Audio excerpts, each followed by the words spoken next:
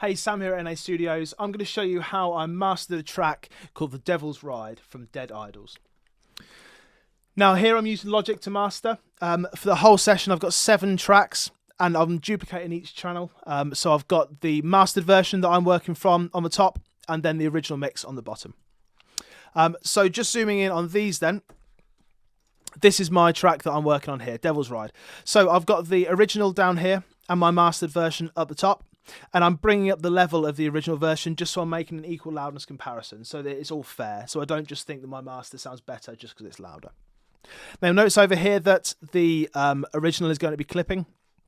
That's because there's no dynamic process in there, so the snare or kick or whatever is going to poke through a little bit at times, just so I can get that level match. So I'm not worrying about that because it's not anything that's going to be bounced down. It's not actually part of the sound that I'm creating. So let's have a listen to the difference then. I can just press solo on the mix and I can hear that, and as soon as I click solo again, it mutes Devil's Ride, mix, and solos effectively Devil's Ride master. So as long as I've got mute initially, I can hear it muted and then solo and just toggle that solo button and it will go between the two. So you'll hear the mix, then the master, mix, and the master.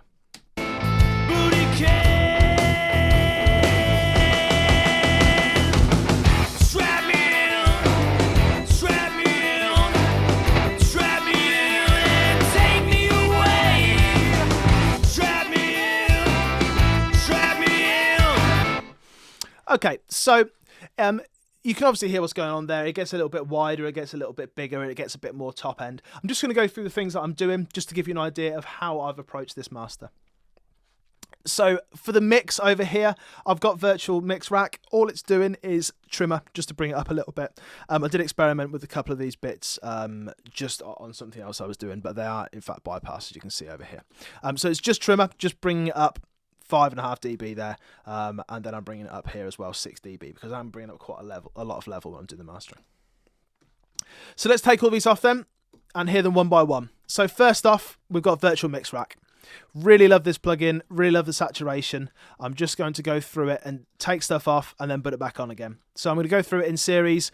Trimmer is bringing up a little bit of level first off. I'm going to start with Bomber. I'm going to start by playing the track with nothing on. Then in succession, I'm going to put each individual plugin on and you'll hear the difference.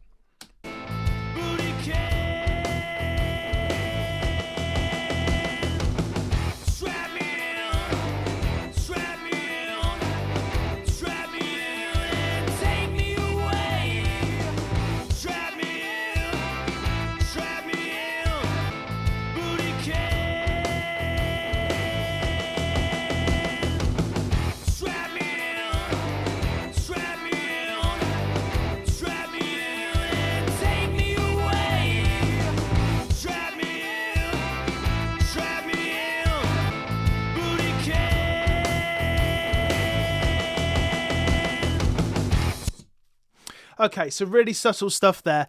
The New York in the Virtual Tube collection, that always makes me smile when I put it on. I'm just going to play it again, and I'm going to toggle that particular plugin on and off, and you'll hear it just brings everything up a little bit. Just the vibe just gets there. It kind of crunches it up a little bit, but in a really, really nice way.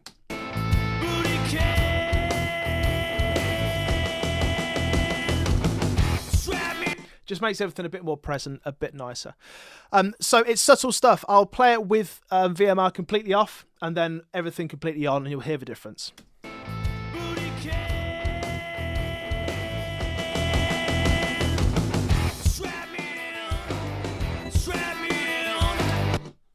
So there's a clear volume difference there for starters, and then the whole kind of feel of the track, it just gets a little bit more present, a bit more saturated, a bit more crunchy, which is exactly what I was after for this kind of track. In mastering, saturation is rarely the first thing that you go for, first in the chain, I mean, but for this example, I kind of wanted it to be that analog workflow, and because of the style of the track, you know, it was that kind of vibe, the Them Crooked Vultures, a retro kind of feel, so I felt this is what I wanted to do. Next, we've got Infinity EQ, and I'm doing some mid-range boosts, some high-end boost, taking off some lows, taking off some real highs, and then just taking out just one bass note that was in there that was just frustrating. So starting off, I'm just going to bypass all these, and then you're going to hear them all in succession. I'm going to leave the the low cut and high cut on, just because that was more of a safety thing, really, just looking at if it was going to go to vinyl afterwards, which it could have been an issue. And later on I'll show you something else that I did for the eventuality of it being vinyl. So I'm going to turn these on in succession. This was just for one note that was just getting a bit kind of blobby. So it may be that note wasn't actually sounding in this section that I'm looping, but you'll hear the difference. Okay, so here it is.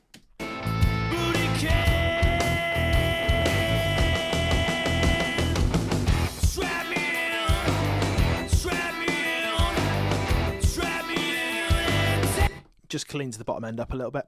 Have a listen to this mid-range. Have a listen to the vocal when this mid-range comes in.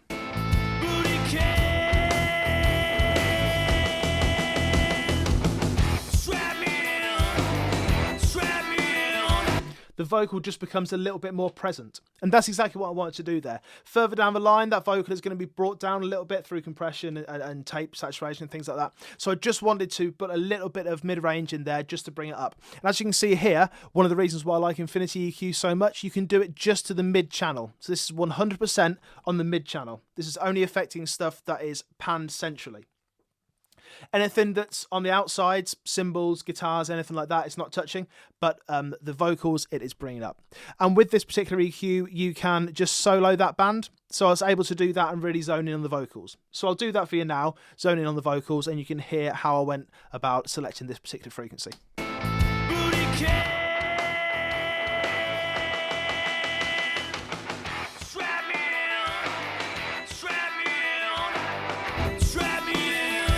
So just there, it affects the vocal, but it doesn't affect the guitar. A little bit higher up, it was affecting the guitar more when it was affecting the vocal more, but I didn't want that. I just wanted to affect the vocal.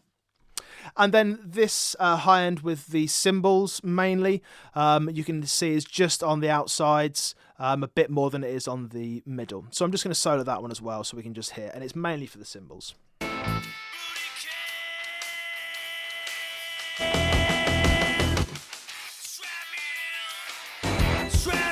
And it's also making the slapback and the reverb on the vocal a little bit more present. It's just bringing it up a little bit, but mainly it's for the cymbals. It's just bringing out that little bit of sheen there.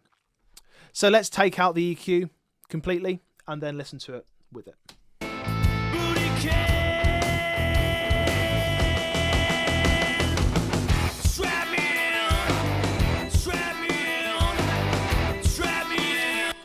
Yeah, so you can hear how the vocal comes forward a little bit. I just felt like it was sitting a little too low in the mix. And similarly with the snare, and what that same EQ has brought that snare out as well. So it kind of served two purposes. So two pretty simple moves there, just a high shelf and then a bell curve. 2.5 decibels for each of them. Not doing a whole lot, but in mastering terms, it's done quite a bit. Ozone Imager, I like this one. Again, this is monoing the bottom end. That was kind of a vinyl thing. It's not going to make a whole lot of difference if you're listening to it on Spotify, streaming, digital, whatever it is. But that really is going to make a difference if you're going to vinyl. So I thought I might as well do it just so I didn't have to do a vinyl version as well. Because I hadn't been asked to do a vinyl version, but quite often what happens is you do a digital version or you do the version, and then later on a label might pick it up, or someone might say, well, let's put it out on vinyl, and you might not know about it until you see that vinyl happen. And ideally they would come back to you and say, let's do a vinyl version, can you master one for vinyl? But it doesn't happen for budgets or whatever reason. So I tend to do a few fail safes just in case it's going to go out there. So I monoed the bottom end. I've spread the top end and a little bit of the high mids as well. Again, that's sort of a thing with the delay and the reverb. I just wanted to bring that up in the sides a little bit. And for the cymbals as well, I just wanted to kind of spread that. So I'm just going to bypass this. Listen to it with, listen to it without.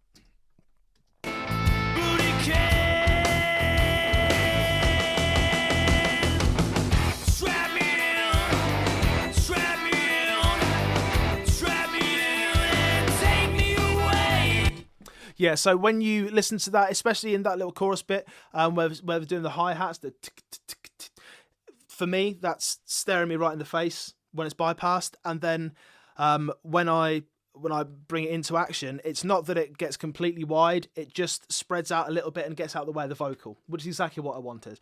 I wanted the vocal to be there, to be right in front of me, and then I want the hi-hats and anything else that's maybe going to get in the way of that top end or the slapback or the reverb on that vocal, just to get out of the way a little bit.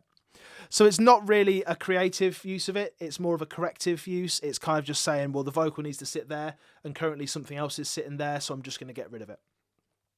Because the thing about this is, just because an instrument isn't occupying the exact same frequency space, it doesn't mean that it can't still mask it. It doesn't mean that the dynamics of it or the general sound of it are not going to mask it. A hi-hat can easily get in the way of a vocal, even though it doesn't occupy the same space. So I just wanted to chuck that to the outside. Moving on, I've got Virtual Tape Machine, one of my favourite plugins, especially for mastering. It's just absolutely fantastic. Looking at the half-inch 2-track machine, the FG9, 30 inches per second, and bias on low. I never really mess around with the bias or the speed or the tape type. It's just this that I tend to go back and forth between. It tends to be that I'm mastering on 2-track, and then if I'm putting it on a mix, then it's 16-track. I find the 2-track has a bit more bottom end. Driving it, not too hard, but again, it is one of those retro kind of vintage tracks that you do want a little bit of vibe to. So it is crunching it up a little bit, putting a bit of bottom end in it. Let's have a listen to it without first, and then I'm going to bring it in. Okay, so first will be bypassed, and then you're going to hear it with it.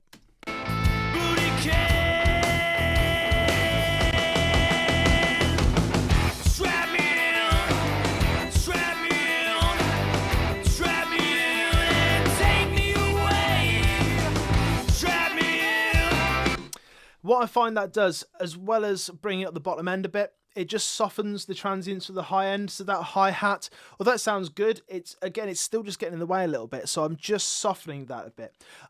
Initially, I went on with de-essing and tried to get rid of that, but it just didn't quite work out on this particular track. So I went with the tape saturation, and in my opinion, it's really worked wonders there. I do tend to take the bass alignment down just a little bit, just because it can be a bit too much, that bottom end. But once you take that down, it really does nice things to it. Now, a reverb is not something that you tend to find on a lot of masters, but I found this really, really handy. It's just got barely 20% on the wet mix. And what this is doing is it's just creating a little bit of ambience there. It's just making it a bit more real. So it's very, very subtle, but this is something that I do like to do on a master. If something's got a bit of space to it, if it's a really fast metal track or something, I'm not going to do this. Punk track, I'm not going to do this. But if there's a bit of space in between the beats, then I will put this on. And this is Verb Suite Classics again. This is part of the Slate Digital, the Everything bundle. Most of what I'm using is from that stuff. It's just fantastic. So I'm just going to start off without it, and then I'm going to bring it in. And I think you're going to hear a difference.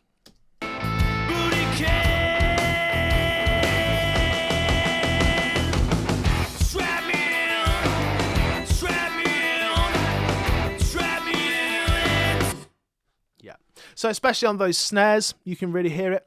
One way I really like to check reverb is by just starting the track and then stopping it. So if I start and stop the track with no reverb on there, it just stops. If I do it with reverb on, you can hear the reverb tail afterwards. So it's very, very short reverb, that 494 milliseconds. Back room, I wanted that kind of living room sort of sound, not a massive room, not like an arena or anything like that, just a familiar sound for people, because I think that kind of ambience, that kind of vibe does work. It's one of those things that if you take it off, then you'll miss it, but if you put it on, nobody will listen to it and go, hang on a minute, there's reverb on that master. It's not what you're trying to achieve. And then finally, Slate Digital's FGX. Now, I love this as well. Really, really fantastic plugin. On the compressor, I've gone a little bit harder than I normally would. Typically, the ratio doesn't make it above 1 point something to 1. I tend to start off with this Stevens Mix Bus comp and then kind of go from there. Adding quite a lot of gain here. I don't know if these numbers apply to decibels or what they do, but it's on just under 4, whatever that means, 4 decibels for something. Low punch, I've added some low punch, added some, no detail actually, that's just in the middle, so it's just kind of a neutral setting, I think. And then dynamic perception, added a little bit more there. I'm going to go between off and on the compressor. and then I'm going to do it with the FG level as well, but I'm going to have to press this constant gain monitoring, so the level will come down a little bit. So here it is without the compressor and then with the compressor.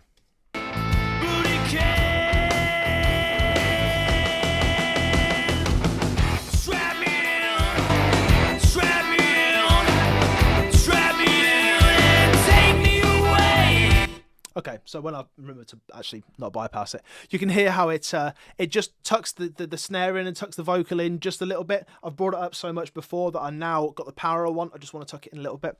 So hear that again with it not bypassed. Hear it without the compressor and hear how everything's just a little bit poking through the mix. Then without it, with the compressor, it just tucks everything in so nicely.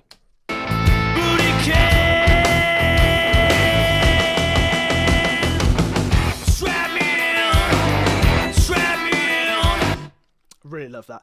It's not choking the mix, it's not squashing it too much, it's just reining stuff in.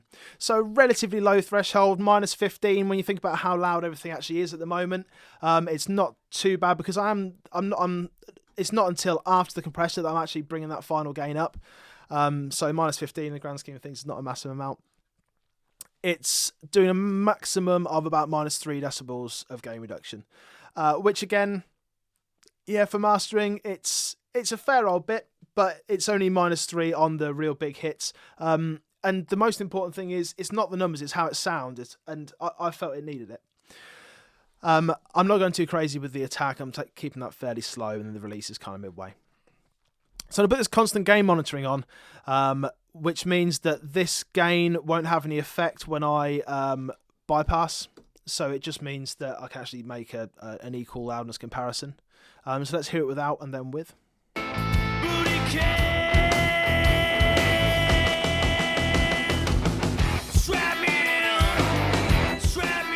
Yeah, I mean immediately with that bottom end on the kick drum, you can hear it.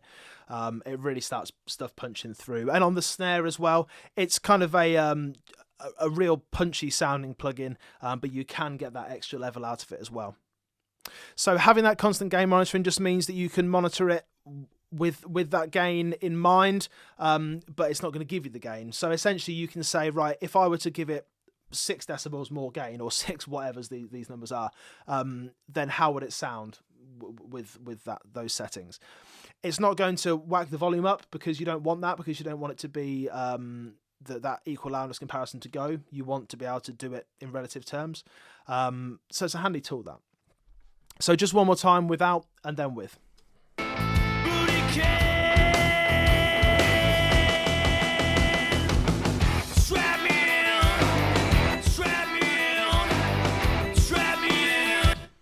Well handy. And then obviously pop constant gain monitoring off before I'm going to bounce it, because then I'll get all that low end. The extra level. Okay, so that's it. That's how I've mastered this track. I've just pops a little fade in at the beginning and a little fade out at the end. I like to do it with this this kind of region stuff. It just makes it a bit easier. Means you don't have to mess around with automation. On the main stereo out, as I said, I've got this Sample Magic AB, which is acting as my comparison, so I can just flip between one to the other. But then I've also got Logic's loudness meter. I did use the isotope one for a little while, but I've just got this one on for one reason or another. And it just kind of lets me know my loudness units range, and just LUFS kind of where I'm sitting, what kind of overall volume it's at. And this is pretty crunchy, this one. This is quite loud. Let's have a look.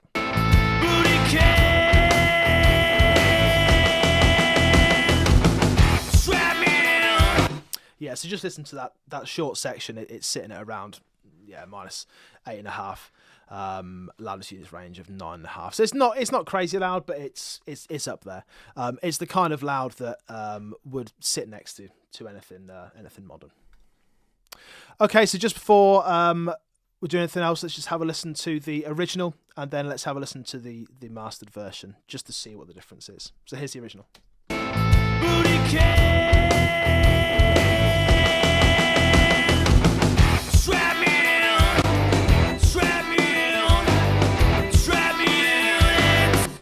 So the new version, the mastered version, it's crisper, it's a lot tighter, it's got that bottom end, the dynamics have been reined in a little bit as well. It just sounds more like a cohesive product. So check out Dead Idols on Spotify. This is a great track. This is Devil's Ride. This is from their EP. Plenty more where that came from. Fantastic band. If you like what you hear, if mastering is something that you feel like you need a hand with, if you've done your recordings at home, if you've mixed it at home, or even if you've taken it to a studio to get mixed and you just want that mastering touch, please do get in touch. Subscribe. Keep following so you see what's coming up next. We've got plenty more content. We've got tips, tricks, demos to masters, mastering projects. We've got a bit of everything. All right. Thanks for checking it out.